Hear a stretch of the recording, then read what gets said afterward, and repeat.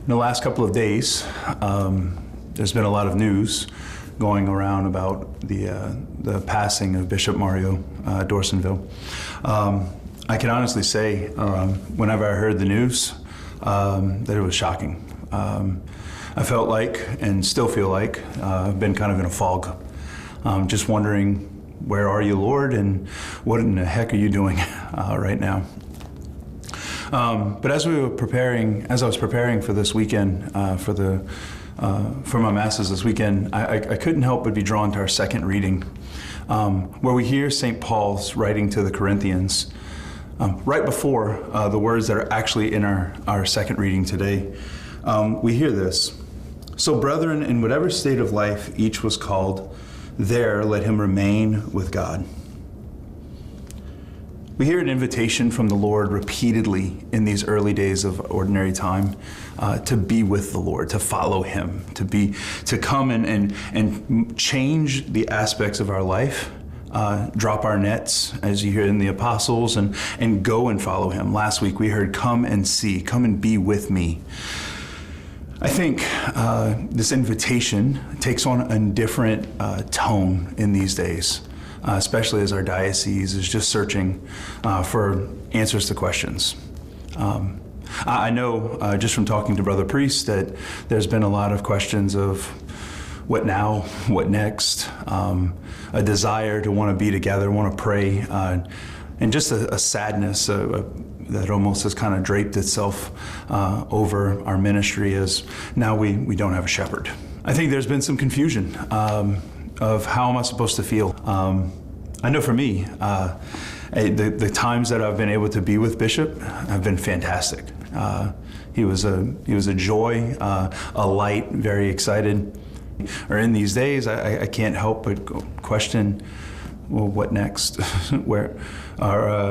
Just try and make sense of the emotions that are there. But as St. Paul says, right? In whatever state each was called, there, let him remain with God. In whatever place that we find ourselves, there, let us remain with God. St. Paul ends up talking about vocations and whether you're married or whether you're in service of the church, or let there remain with God. I think it's a continued invitation of us that has been echoed since Christmas for us, that God is with us and that there, let us remain with God. So wherever we find ourselves, if we find ourselves in confusion, there, let us remain with God. If we find ourselves in sadness and sorrow, there, let us remain with God. If we find ourselves questioning, there, let us remain with God. I think a key for us in our Christian life is to continue to remain with God. St. Paul really is hitting the thesis statement of what it means to be Christian. St. Paul is putting his finger on the pulse of what it really means to be Christian, of what it really means to be Catholic, what it really means to be a disciple of the Lord. So, the question that I think has been welling up more than any other is, why wait? When Peter, Andrew, James, and John, as they're on the shore of the Sea of Galilee, they could wait and say, well, we'll follow Jesus later. Matthew, when he's at the customs post, and he could say, wait, I'll follow you later. Paul, when he's blind, could say, wait, I'll be okay for now, I'll follow you later. But why wait? Where we find ourselves today, why wait? We see an example that this world is passing, that things can drastically happen very, very quickly. But why wait? Why wait to make the changes that we know we need to make? Why wait to be able to live our faith more vigorously, with more intensity? Why wait, thinking that later on I'll do my conversion, I'll do my confession, I'll do the things that I'm being invited to do. I can do that later. Why wait? In every place that we find ourselves, let us be with God.